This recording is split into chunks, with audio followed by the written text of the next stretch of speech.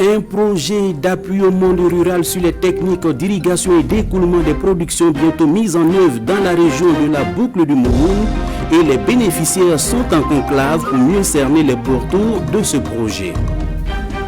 Dans ce journal, nous irons à Kaya où des femmes de l'économie informelle de la région sont à l'école de la comptabilité et du marketing. De nouvelles connaissances qui leur permettront de se projeter de façon plus efficace dans le monde des affaires. Voici pour le sommet, mesdames et messieurs, bonsoir et bienvenue à ce 19h.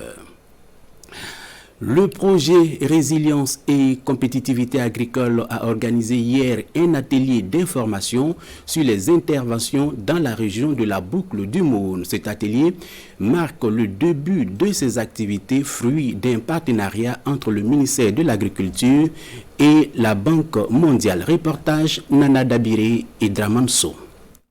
Réduire la pauvreté en milieu rural à travers un appui à l'irrigation et à la commercialisation des productions agricoles, c'est l'axe principal du projet PRECA que ces techniciens présentent aux acteurs du monde agricole de la boucle du Moumoun. Cet atelier d'information marque le début des interventions du PRECA auprès des producteurs et des petites et moyennes entreprises. C'est un projet intégré. En même temps qu'on parle de développement de l'amélioration de la productivité, il y a également justement un regard vers on va dire, la recherche de la compétitivité pour les productions qui en seront issues. Le PRECA prévoit des magasins d'entrepôts et l'aménagement de pistes rurales dans ces zones d'intervention. 5500 hectares de périmètre seront irrigués dans le cadre de ce projet. Si nous voulons vraiment lutter contre l'insécurité alimentaire, il faut forcément que nos productions soient vraiment maîtrisées avec des systèmes d'eau. Nous, quitter à Sdibouy ou bien dans la région ici pour repartir à Solenzo, c'est très très difficile.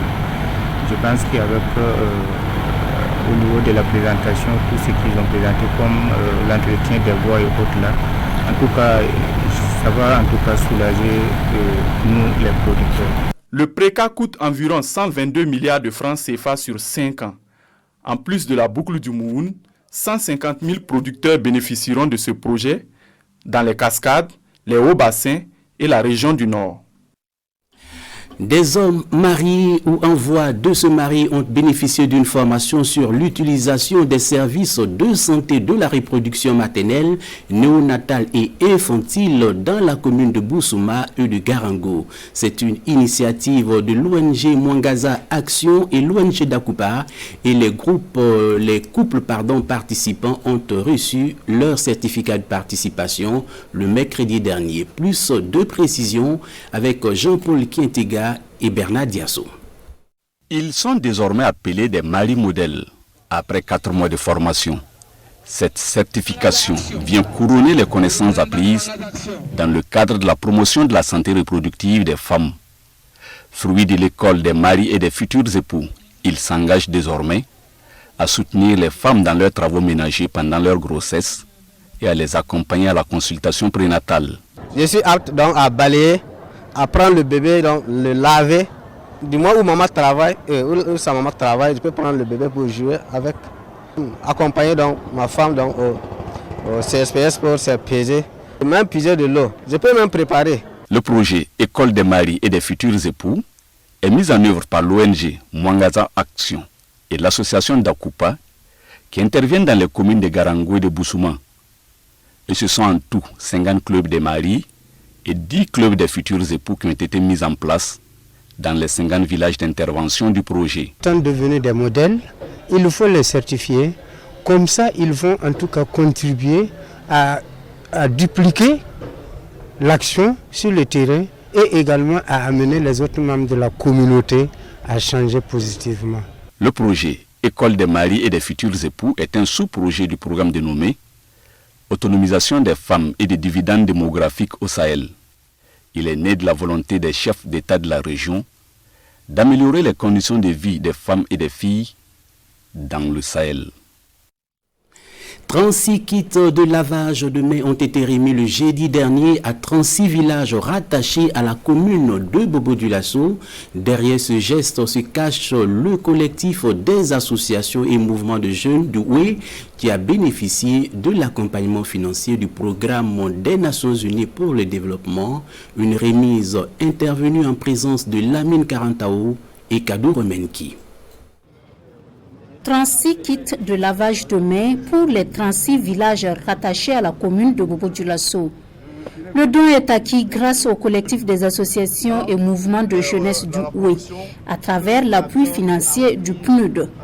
Donner les kits, c'est bien, les installer, c'est bien, mais il faut accompagner par la sensibilisation, un bon usage, pour qu'on puisse avoir des résultats efficaces. Et je pense qu'ils ont très bien compris ce message parce que d'ores et déjà, il y a des animateurs qui ont été formés et qui vont vraiment accompagner la bonne utilisation de ce matériel. Nous avons associé les agents de santé à base communautaire et de façon concrète, les animateurs qui ont été formés ici, c'est-à-dire dans la ville, vont s'ajouter, vont former des équipes binômes avec les ASBC et ils vont mettre en place des activités de sensibilisation au profit effectivement de ces populations-là.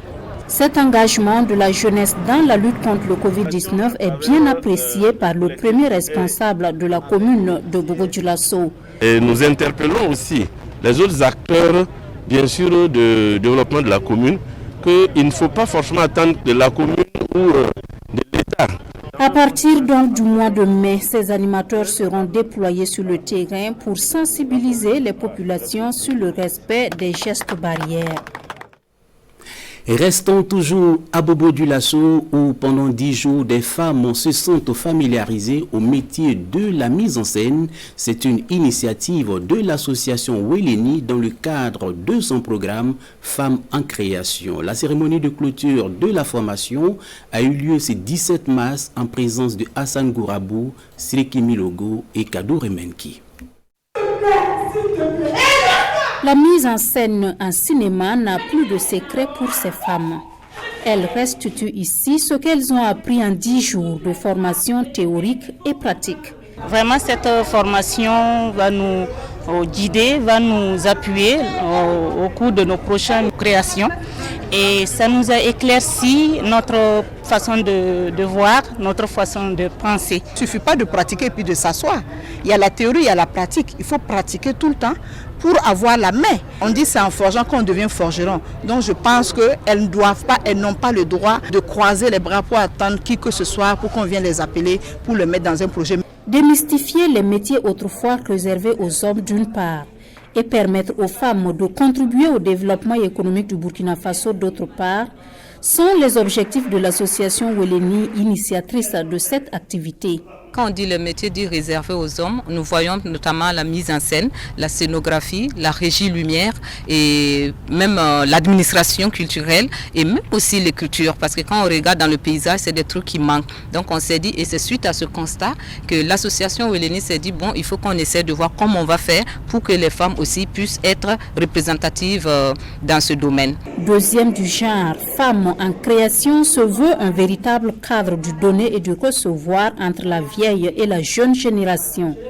Un renforcement des capacités techniques et artistiques des femmes, financé par le Fonds de développement culturel et touristique, avec l'accompagnement du Bureau de la coopération suisse.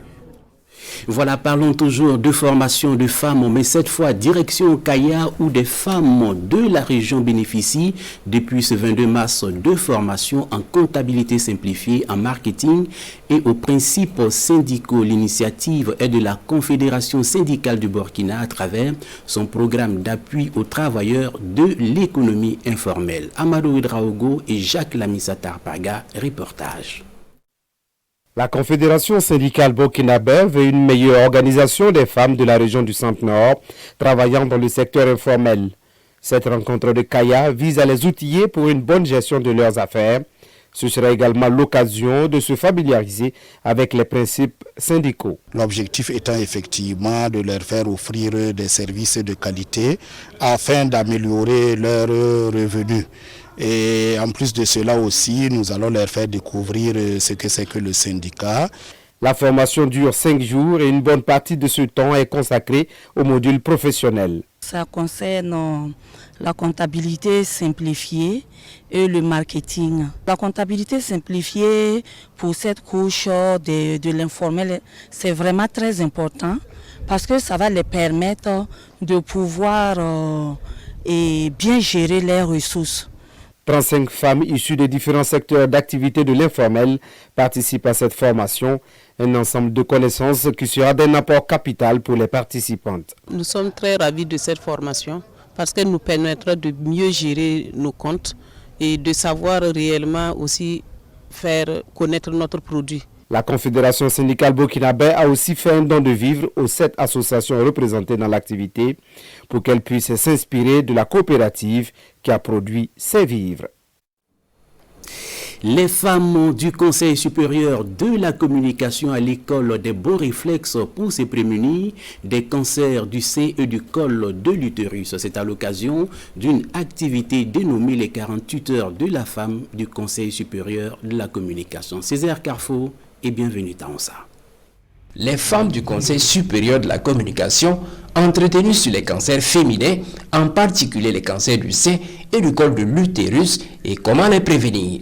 Une séance de sensibilisation qui s'inscrit dans le cadre de la commémoration différée de la 164e journée internationale de la femme. Nous avons voulu avoir des connaissances beaucoup plus précises sur les 2 cancers pour nous donner les bonnes attitudes à avoir tout au long de notre existence pour pouvoir demeurer le plus longtemps en bonne santé. Pour les premiers responsables du CSC, c'est une très bonne chose. Le président s'est particulièrement engagé à soutenir cette initiative parce que d'abord, pour ce qui est de la maladie, il est vraiment engagé. Il pense que c'est un fléau, c'est quelque chose qui est difficile pour notre société, alors que si on prend les mesures en termes de prévention, en termes de dépistage, on peut beaucoup aider les femmes dans ce sens. Une activité importante pour la présidente de la Fondation Kimi, par ailleurs épouse du chef de l'État, qui a dépêché une porte-parole. C'est depuis 2006 que Mme Sika Kabouré s'est engagée dans le combat contre les cancers féminins et surtout les cancers du sein et les cancers du col.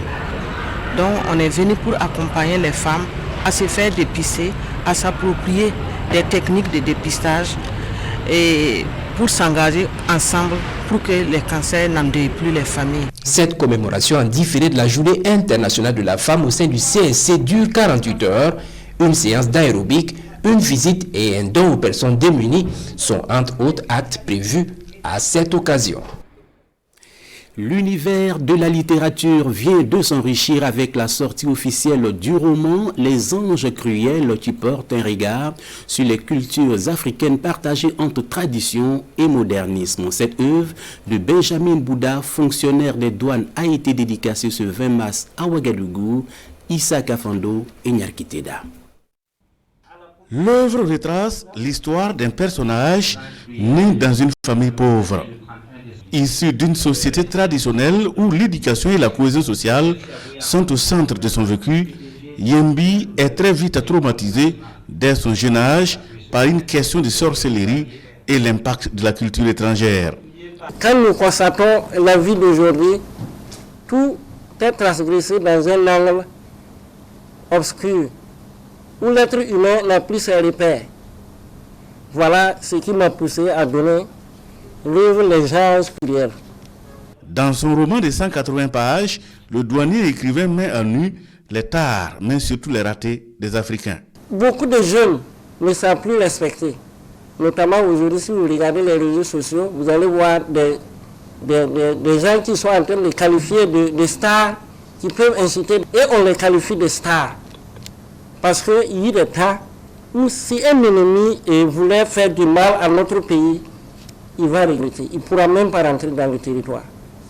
Il y a des vues qui sont là. Tu ne pourras même pas rentrer pour faire du mal à quelqu'un. Bon, nous avons perdu toutes ces valeurs. Les Anges Cruels abordent plusieurs thématiques, de la politique au social en passant par l'éducation, la religion et les traditions. C'est un sentiment de joie qui m'anime actuellement. Parce que je sens qu'il y a des jeunes, il y a toujours des gens qui pensent tradition et pas des anciens. La jeune génération pense tradition, ça nous fait que nous donner chaud au cœur. Titulaire d'une licence et d'une maîtrise à CD en lettres de l'université Joseph Kizerbo, l'auteur Benjamin Bouda, le natif de Bazin dans le Zunwerogo, est aujourd'hui fonctionnaire assistant des douanes. C'est depuis 2004 sur les bancs de la classe de 3e que l'auteur nourrissait l'ambition d'écrire ce roman. Voilà, on s'arrête ici pour cette édition que j'ai eu beaucoup de plaisir à vous présenter. Bien, merci à vous de nous avoir suivis. Bonsoir.